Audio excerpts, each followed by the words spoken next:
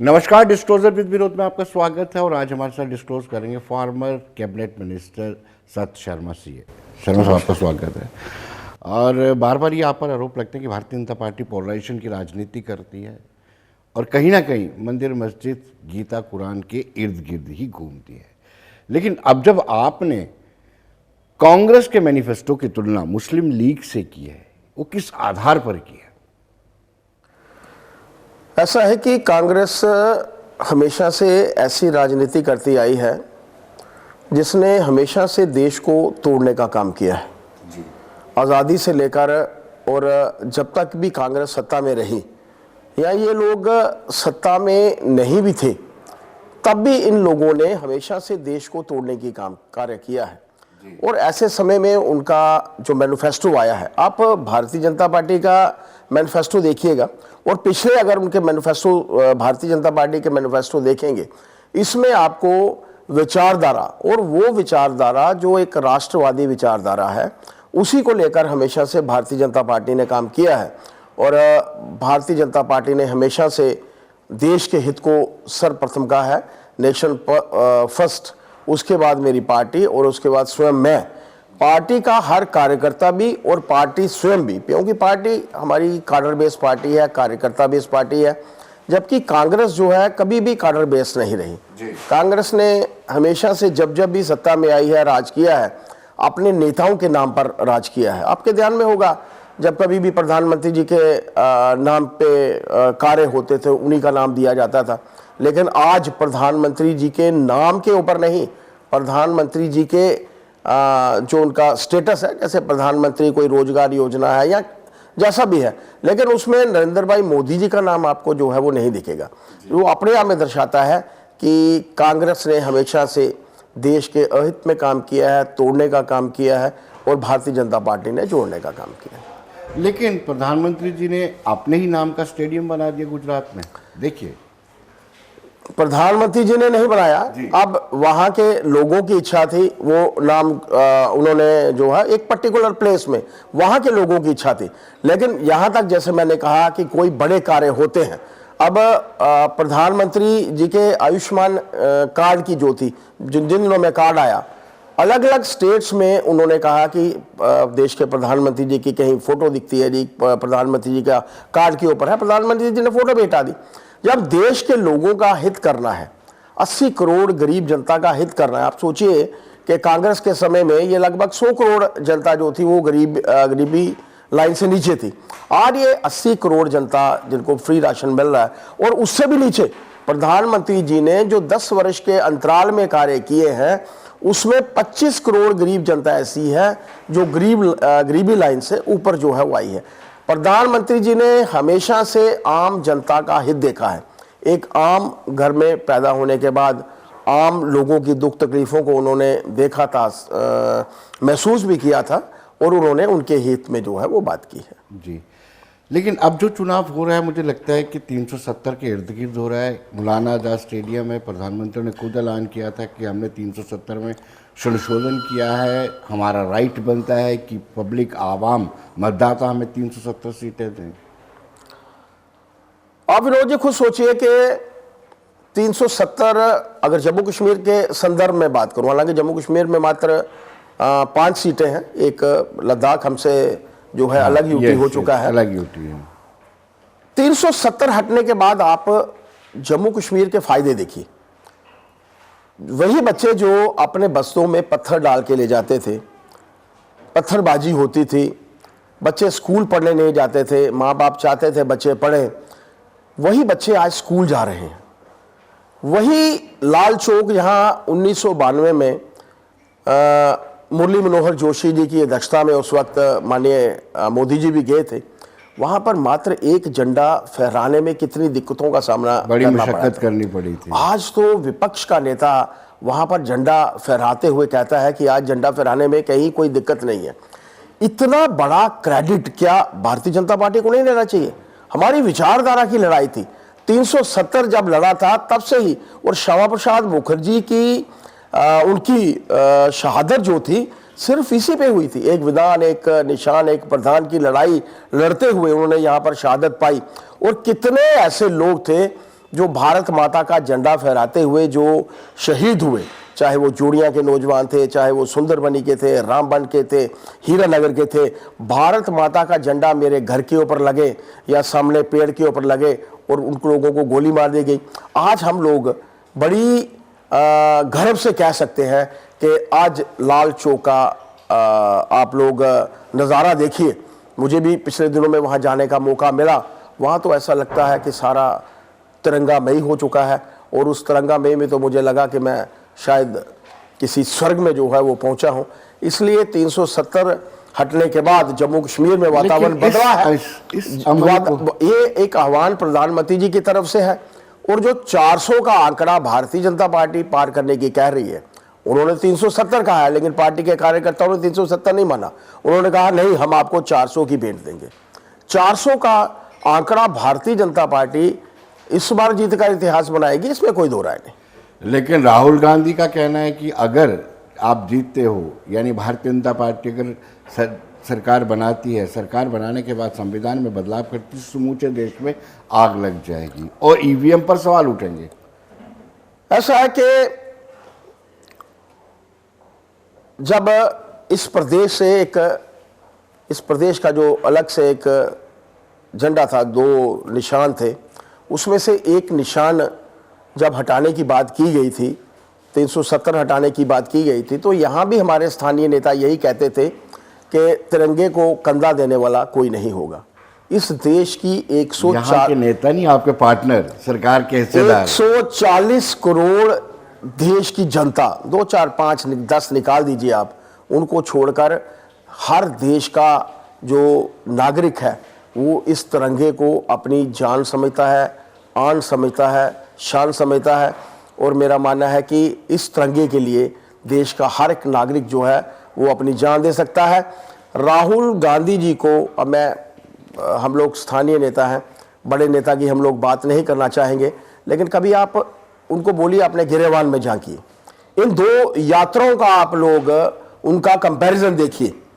एक भारत जोड़ो यात्रा, यात्रा, और जोड़ो तो मैं कहूँगा नहीं, और एक भारत न्याय यात्रा जो अन्याय से, आप सोचिए इन दोनों यात्राओं का विनोद जी कभी आप कंपैरिजन कीजिए। एक मीडिया बंधु होने के नाते नहीं, एक नागरिक होने के नाते आपको ध्यान आएगा कि सोरस जैसे एक ऐसे लोग जो विश्व भर के छोटे देशों में सत्ता परिवर्तन करने में विश्वास रखते हैं, उनके लोग यहाँ पर इस यात्रा में उनके साथ थे। वो यात्रा, उस यात्रा को कहीं रोका नहीं गया। उन्होंने कहा कि कश्मीर में हमें सिक्योरिटी नहीं दी गई।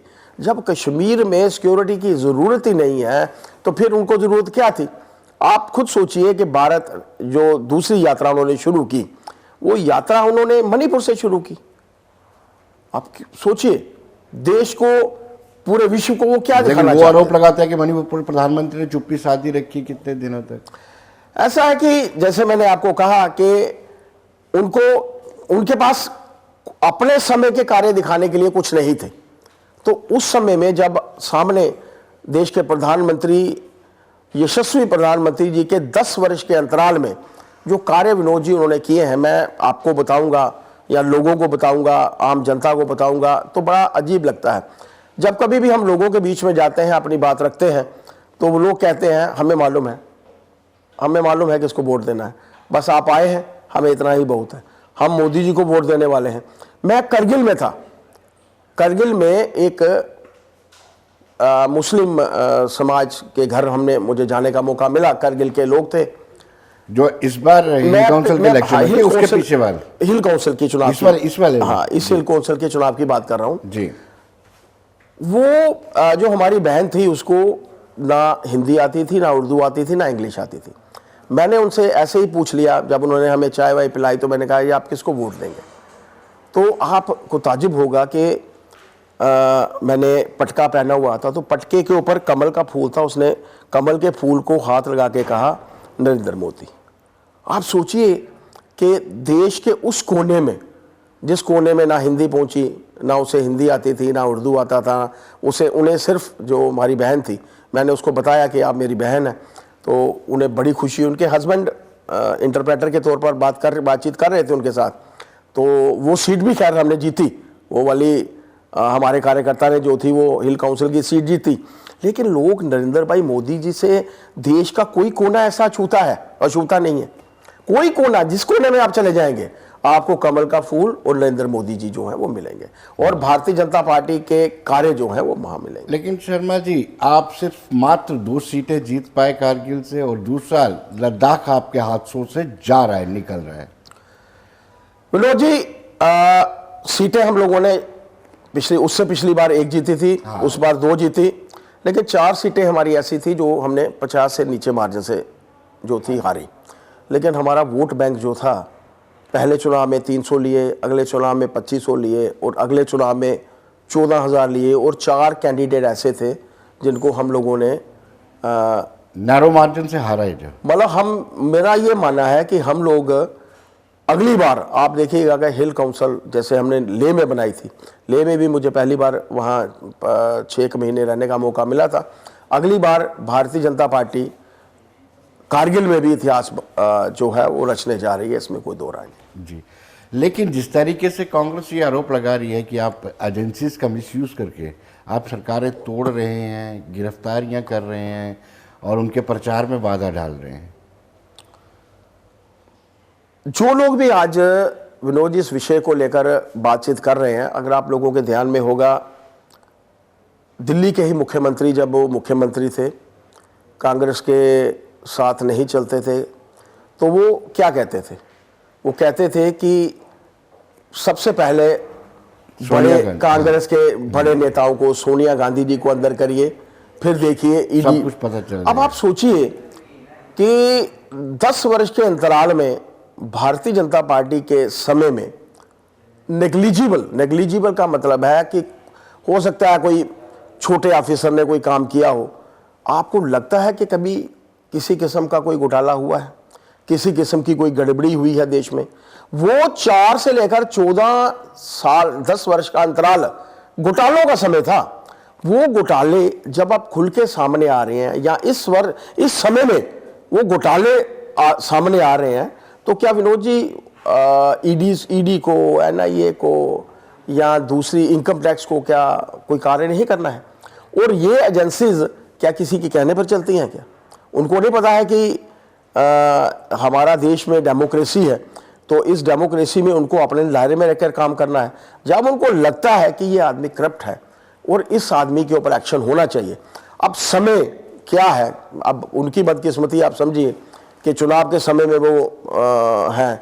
अब चुनाव के समय से पहले होते तो शायद ये वाक्य नहीं आते, लेकिन देश के प्रधानमंत्री जी ने कहा है कि भ्रष्टाचारी अंदर जाएगा। वो ना खाएंगे ना खाने देने वाली जो बात उन्होंने सर्वप्रथम कही थी, उसी के ऊपर जो है वो चल। लेकिन आपके एक एमएलसी ने बकायदा एक प्रेस कॉन्फ्रेंस की थी, आपने मंत्री पर आरोप लगाया था, वो भ्रष्टाचार नहीं था। ऐसा है कि कुछ एक लोगों के अपने पर्सनल बातें जो है वो रही होंगी, लेकिन कभी ऐसा वाक्य जो है कभी किसी के ध्यान में नहीं आया, और अगर ध्यान में आता तो आपके भी ध्यान में आता। अब मैं आपके ऊपर आरोप लगाऊं, आप मेरे ऊपर लगाएं, या मैं किसी और के ऊपर लगाऊं, तो उन आरोपों का तो कोई कारण नहीं होता। लेकिन जब कोई आरोप जब तक सिद्ध नहीं होता तब तक वो नहीं है। लेकिन इनके आरोप जो है वो सिद्ध हो चुके हैं, सिद्ध हो रहे हैं। अगर हाई कोर्ट्स इनको जमानतें नहीं दे रही, सुप्रीम कोर्ट इनको अभी कहती है कि नीचे वाली कोर्ट्स में जाकर जो है वहाँ सुनवाई पहले करिए, तो क्या आपको नहीं लगता कि इन्होंने आप खुद सोचिए ना, मैं एक लेमैन हूँ, यहाँ तक दिल्ली की राजनीति है, लेकिन जब मैं दिल्ली की राजनीति को एक प्रोफेशनल चार्टर्ड अकाउंटेंट होने के नाते समझता हूँ, तो मुझे सीधे तौर पर लगा कि कहीं ना कहीं इंसेंटिव जो था किसी ना किसी को मिला है, चाहे ए को मिला है, बी को मिला है, सी को मिला है। अब वो एजेंसीज का काम है ये देखना कि ए को मिला है, बी को मिला है या सी को मिला है। जी शर्मा जी, जब इलेक्शन कमिश्नर ऑफ इंडिया का विजिट था यहाँ पे, उन्होंने प्रेस कॉन्फ्रेंस की और मुझे भी मौका मिला वहाँ पर जाने का, और उन्होंने कहा कि यहाँ पर ज़्यादातर शिकायतें यही है कि लेवल प्लेइंग फील्ड नहीं है, बराबर के अवसर नहीं मिल पा रहे हैं। अब आप टैक्स टेररिज्म भी चलाओगे कांग्रेस पर, आपने वहाँ उनको नोटिस दे दिया, अकाउंट्स फ्रीज करवा दिया। आप बतौर सीए आप बताइए कैसे चलेगी वो पार्टी? ऐसा है कि जब आप भ्रष्टाचार में लिप्त हैं, जब आपने देश के हित के लिए कोई कार्य नहीं किया है, अपनी पार्टी के हित के लिए कार्य किया है। मैं एक प्रेस कॉन्फ्रेंस देख रहा था, एक बड़ी पॉलिटिकल पार्टी का अध्यक्ष बीच में बैठकर प्रेस कॉन्फ्रेंस कर रहा था। एक तरफ माता बैठी थी, एक तरफ पुत्र बैठा था। क्या हमें नहीं लगता कि ये देश के हित की राजनीति हो रही है? और अगली प्रेस कॉन्फ्रेंस जब हो रही थी, एक तरफ माता बैठी थी, एक तरफ बेटी बैठी थी। क्या ये देश के हित की कॉन्फ्रेंस है? क्या हमें क्या ये पार्टियां जो है देश के हित में काम कर रही हैं? ये पार्टियों ने अपने हित के लिए काम किया है। कोई 2G पार्टी है, 2G को आप समझ सकते हैं, दो जनरेशन पार्टी है हमारे यहाँ पे है। यहाँ पे हमारे 3G भी है, 3 जनरेशन पार्टी हैं। लेकिन ये 5G 6G जनरेशन पार्टियां हैं। आप इमेजिन कर सकते हैं कि इतनी जनरेशन पार्टियों में मेरे पास कोई पदभार नहीं है और फिर भी मैं सीटें बांट रहा हूँ। क्या ऐसी पॉसिबिलिटी होती है कि हमारी पॉलिटिकल पार्टी में, आपने देखा है ऐसी पॉसिबिलिटी होती है? एक मापदंड है कि एक हमारी कमेटी है, टॉप कमेटी जो बनती है, जैसे हम लोग जो जिसमें माननीय प्रधानमंत्री जी जिसको हेड करते हैं, उसके नीचे इलेक्शन कमेटी होती है। इलेक्शन कमेटी से नाम अप्रूव होके ऊपर जाते हैं और वहाँ से जो है फाइनल होते हैं, और 99% वही होते हैं जो नीचे से जाते हैं। आप सोच सकते हैं कि डेमोक्रेटिक सेटअप के ऊपर भारतीय जनता पार्टी जो है वो काम कर रही है। इसलिए आज भारत की नहीं, विश्व की सबसे बड़ी पॉलिटिकल पार्टी जो है वो बन चुकी है। भारतीय जनसंघ से विनोद जी इसकी शुरुआत हुई थी। एक विपक्ष का रूप चाहते थे हम लोग। एक उन दिनों में श्याम प्रसाद मुखर्जी जी और दीनदयाल उपाध्याय जी चाहते थे कि एक सशक्त विपक्ष हो, क्योंकि कांग्रेस की मनमानियां शुरू से थी।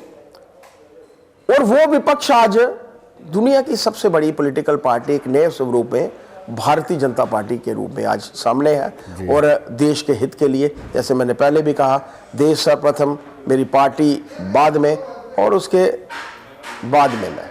जी, आपने 2G 3G की बात की, लेकिन उन दोनों से ही आपने गले मिले हैं, आप दोस्ताना रिश्ते रखे हैं ऐसा। और अगर हम 2G की बात करें, 2G के साथ आपने सरकार बना करके ये साबित कर दिया कि आपने श्यामा प्रसाद मुखर्जी जी के बलिदान को उचित न्याय नहीं दिया। विनोद जी, उस वक्त आपके ध्यान में होगा भारतीय जनता पार्टी को 25 सीटें मिली थी जम्मू खिते से मिली थी। 28 सीटें उस वक्त दूसरी पॉलिटिकल पार्टी को मिली थी जो कश्मीर से थी।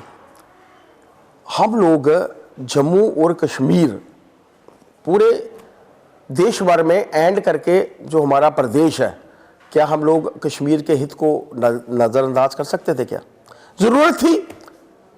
लेकिन जब हमें लगा कि वो ज़रूरत से ज़्यादा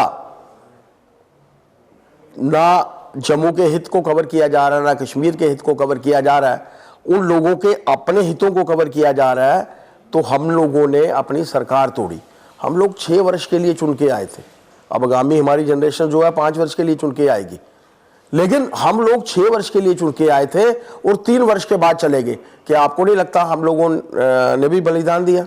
सिर्फ इसलिए कि देश का हित हमारे सामने है, इस प्रदेश का हित हमारे सामने है, और इस देश और प्रदेश के हित के लिए हमने विड्रा किया। और मैं तो उन दिनों में मंत्री था और मुझे तो मंत्री पद भी छोड़ना पड़ा, लेकिन हमने 1 मिनट नहीं लगाया। The moment we were told by माननीय अमित शाह जी, माननीय JP नड्डा जी कि ऐसा करना हमारे हित में नहीं है, तो हम लोगों ने कहा कि हमारा रेजिग्नेशन आपके कहने से भी पहले। हम लोग देश के हित में कार्य करने वाले हैं, और आप देख लीजिए हमारा 100% कार्यकर्ता देश के हित में काम करेगा, अपने समाज के हित में काम करेगा। कांग्रेस का ये दावा है कि 5 अगस्त 2019 को लिए गए फैसले से जम्मू कश्मीर की आवाम, खासतौर पर जम्मू कश्मीर की आवाम में निराशा आई है, नाराज है भारतीय जनता पार्टी से। कभी आप, मैं ज़्यादा नहीं कहूँगा, छोटी जगहों पर बात करूँगा। 3 जगहों पर आप जाइएगा, ऐसे घूमने के लिए जाइए एम्स में, कभी वैसी ज़रूरत ना पड़े, और कभी देखने के लिए आप IIM में चले जाइए। मैं IIM में एक हमारी मीटिंग थी, एक लीड ऑर्गेनाइजेशन है उसको, उसमें मैं भी एक डायरेक्टर के तौर पे काम कर रहा हूँ। हम लोगों का उनके साथ एक MOU था, मुझे वहाँ पर जाने का मौका मिला। विनोद जी, स्वर्ग तो हम लोग फील कर सकते हैं। मुझे लगा कि हमारे बच्चे जब यहाँ पर पढ़ेंगे तो वो एक अलग से वातावरण में पड़े हुए होंगे। हम लोग बड़ी बड़ी जगहों पर रहे, मैं CA करने के लिए दिल्ली में भी था, बड़े बड़े इंस्टीट्यूट्स मैंने वहाँ पर देखे हैं, अलग अलग कॉलेजेस में, यूनिवर्सिटीज़ में जाना हुआ। लेकिन जो IIM बना है, उसकी लाइब्रेरी बनी है, उसके जो क्लासरूम्स बने हैं, आपको वातावरण नहीं लगता है कि वो पढ़ने वाला वातावरण है। क्या ये 370 हटने के बाद नहीं हुआ? क्या ऐसी चीज़ें बनती, IIT बनता, इतना बड़ा इंस्टीट्यूशंस, 2 एम्स पूरे भारतवर्ष में 2014 से पहले कितने एम्स थे और आज कितने एम्स हैं? मैं कोई ये नहीं बड़ी बातें नहीं करूंगा, लेकिन मात्र ये जो पहले मैंने अभी बताया कि उनके बस्तों में आज पत्थर नहीं है। पत्थरबाजी में कमी हुई है या नहीं हुई है? आप मेरे को ये बताइए। जितना वातावरण खराब वहां था, आज G20 वहां पे हुआ, क्या आपको नहीं लगता कि हमारे जम्मू कश्मीर के लिए एक फख्र की बात थी, एक हमारे लिए एक गर्व का विषय था? एक तरफ आपका एक टीवी चैनल के माध्यम से देख रहा था, शायद आपका ही टीवी चैनल होगा, उस टीवी चैनल में एक तरफ आप रेस बता रहे थे, जो हमारी फार्मूला 1 कार रेसेस होती हैं, हमारे जो लोग थे वो कश्मीर के ऊपर दौड़ा रहे थे, और एक तरफ आप पाकिस्तान में गधा घोड़ों की रेस जो थी वो बता रहे थे, सेम डे। क्या आपको लगता नहीं है ये 370 टूटने के बाद ये हुआ है? 370 टूटने के बाद, मैं 370 टूटने की बात कर रहा हूं, अभी मैं करगिल के विषय की बात कर रहा था। हम लोग करगिल से बाय रोड आ रहे थे, हमने सोचा कि हम लोग कोशिश करेंगे बाय रोड ही निकल जाएंगे, कल क्यों कश्मीर में रुकेंगे।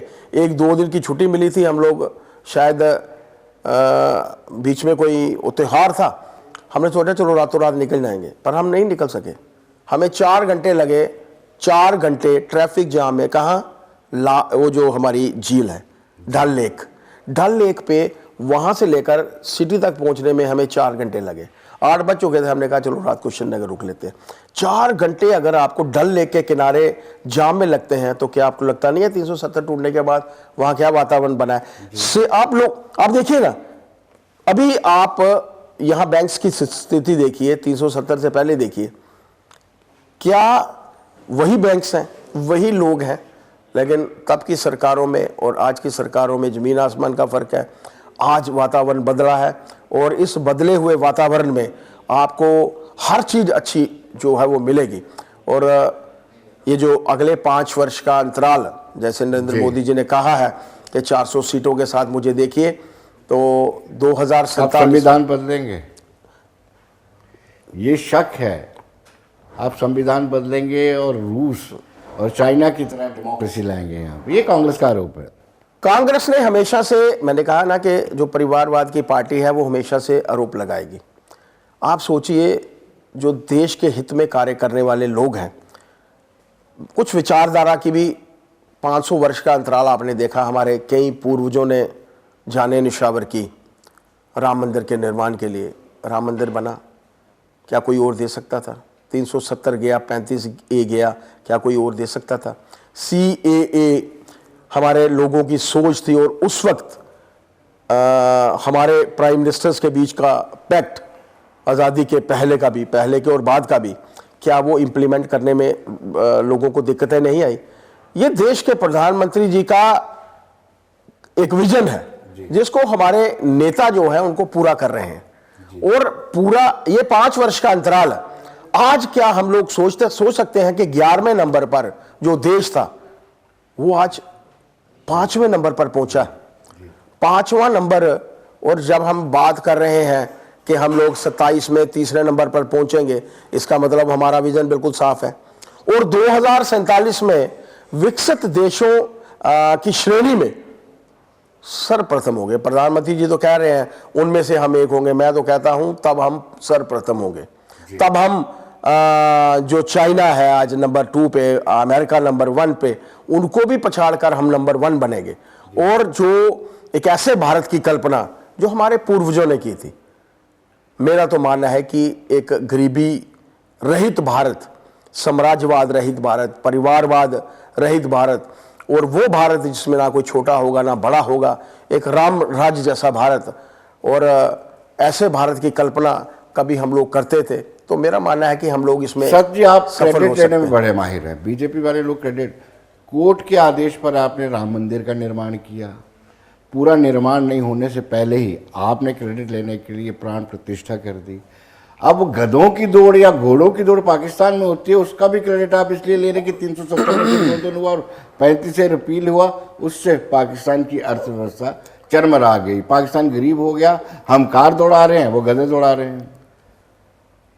विनोद जी, आपको ध्यान में होगा कि एक समय में डीमोनेटाइजेशन हुई थी जी। 10 वर्ष के अंतराल में ही हुई है। अब ये गधे पहले क्यों नहीं दौड़ते थे? आटा 860 रुपए किलो, 860 रुपए का 5 किलो पहले क्यों नहीं मिलता था? अब 10 साल में क्यों मिला है? वही पाकिस्तान है, वही हिंदुस्तान है, वहाँ आज़ादी लगभग बराबर है ना। एक ही दिन हम लोग आज़ाद हुए, वो 14 को हुए, हम लोग 15 को हुए। उनकी पर कैपिटा इनकम 90,000 है और हमारी 2 लाख है। क्या हमें लगता नहीं है कि कंपैरिजन डिफरेंट है? हमारी आबादी उनसे ज़्यादा है, हमारी आबादी उनसे ज़्यादा है और उनकी आबादी कम है, लेकिन उसके बावजूद आपको लगता नहीं है कि हमारा देश आगे बढ़ रहा है? तो जब हमारा देश आगे बढ़ रहा है, वो पिछड़ रहे हैं, डीमोनेटाइजेशन होती है। बड़े बीच में नहीं जाना चाहूँगा, मैं कोई केंद्र का बड़ा नेता नहीं हूँ, लेकिन मैं सिर्फ आपको ये बताना चाहता हूँ, कभी आप बीच में सोचिएगा इस विषय में, इस डीमोनेटाइजेशन के बाद वो देश कहाँ पहुँचा। जी। जो लोग राम मंदिर के निर्माण के लिए रामलला की प्राण प्रतिष्ठा करना, राम मंदिर का निर्माण जो था वो चाहे कोर्ट के फैसले के ऊपर हुआ, कोर्ट तो पहले भी चलती थी, लेकिन कोर्ट्स को कभी ये प्रेरित नहीं किया जाता था कि केस लगे। मतलब कोर्ट को आप इन्फ्लुएंस करते मैं रहे। नहीं करता था। कोर्ट के लिए आपको न्यायपालिका में आपको एडवोकेट्स भेजने पड़ते हैं, आप एडवोकेट्स भेजते हैं, वहां एडवोकेट्स वहां पर अपना कार्य करते हैं। पहले एडवोकेट्स कार्य नहीं करते थे। कांग्रेस पार्टी ने राम के अस्तित्व को जो था वो माना ही नहीं। राम सेतु को एडम ब्रिज कहा गया। राम सेतु जो था वो भगवान राम ने बनाया था, और भगवान राम ने जब बनाया था, आज भी वहां पर जो तैरने वाले पत्थर हैं उनके माध्यम से जो है वो बना है, लेकिन उसको एडम ब्रिज कहा गया। जो लोग राम की प्रेजेंस नहीं मानते, राम की एग्जिस्टेंस नहीं मानते, उनको तो लगता है कि उनको खासतौर पर उनके बयान कि देखिए जी सरकार ने मंदिर बना दिया। सरकार ने मंदिर बनाया क्या? मैंने भी अब मैं नहीं कहना चाहूँगा, लेकिन अपना मैं जो दे सकता था अपना और अपने परिवार की तरफ से हमने राम मंदिर के लिए दिया। हमारी आस्था थी। हमारे कितने लोगों ने, कितने हजारों लोगों ने यहाँ के लोगों ने, बाकी तो वहाँ लाखों लोग होंगे जिन्होंने शहादतें दी थी, लड़ाई लड़ी थी उस राम मंदिर के निर्माण के लिए। और जब राम मंदिर का निर्माण होता है, रामलला की मूर्ति की प्रतिष्ठा होती है, आपके घर शादी हो, मैं नहीं जाऊंगा, शादी तब भी होगी। अब ये तो राम नाम की लूट थी, लूट सके तो लूट, अंत समय पछताएगा जब प्राण जाएंगे छूट। सबके लिए मौका था वहां जाने का, सबके लिए। कांग्रेस ने इनकार करके क्या आपको लगता है कि गलती की है? ऐसा है कि हर आदमी की, हर इंडिविजुअल की अपनी सोच होती है, पर मेरा मानना है कि भगवान राम से हर एक को आशीर्वाद ही मिलता, irrespective of the caste creed, irrespective of the religion, irrespective of the political party. जो भी जाता उसको तो भगवान रामलला जी आशीर्वाद ही देते, क्योंकि अब किसी की किस्मत है जो वहां पहुंच सके। मेरी भी वो है कि मैं वहां नहीं जा सका। जिस दिन मुझे भी अगर कार्ड आता तो मैं सबसे पहले पहुंचता, उसके बाद हम लोग गए, उसके बाद भी जाएंगे। लेकिन मेरा मानना है कि जो लोग पिछड़ गए वहाँ भगवान राम के दर्शन करने के लिए, वो पिछड़ ही जाएंगे, इसमें कोई दो राय नहीं। आखिरी सवाल आपसे ये आरोप लगता है कि इलेक्शन कमीशन ऑफ इंडिया की नियुक्ति में चीफ जस्टिस ऑफ इंडिया का होना ज़रूरी होता है, लेकिन आपने उसमें अमेंडमेंट कर दिया है। ऐसा है, जहाँ तक अब चूँकि अंतिम समय में ये निर्णय हुए, जब इलेक्शन की भी जो थी वो घोषणा होनी थी, ये सब आपके सामने है। और उसमें जो दूसरी पॉलिटिकल पार्टी होती है वहाँ के भी इंडिविजुअल लोग जो है वो वहाँ पर बैठते हैं और वहाँ बैठकर चर्चा करके ही जो है वो नाम जो है वो फाइनल हुए हैं।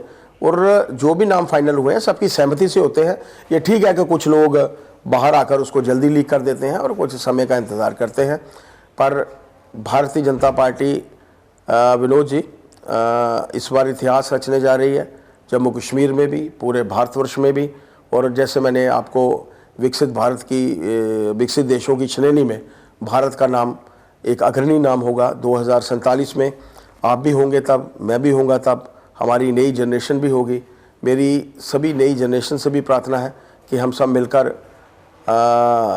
देश के प्रधानमंत्री जी का साथ दें, क्योंकि नई जनरेशन आगामी आने वाले समय में अगर वो 10-15 वर्ष की है तो 10 वर्ष के बाद, 5 वर्ष के बाद अगर वो 20 वर्ष की है तो आज से ही उनके कंधे के ऊपर ही देश का भार है। हम लोग बड़ी देर चलेंगे नहीं, बाकी लोग भी जो बुजुर्ग होंगे वो भी जाएंगे, लेकिन ये नई जनरेशन हमारे देश को सर्वप्रथम करके ले जाएगी, आगे ले जाएगी। मेरा एक ऐसा मानना है। बहुत बहुत शुक्रिया आपका शर्मा जी। तो दर्शकों बने रहिए देश दुनिया की खबरों के लिए और मुझे दीजिए इजाज़त। नमस्कार।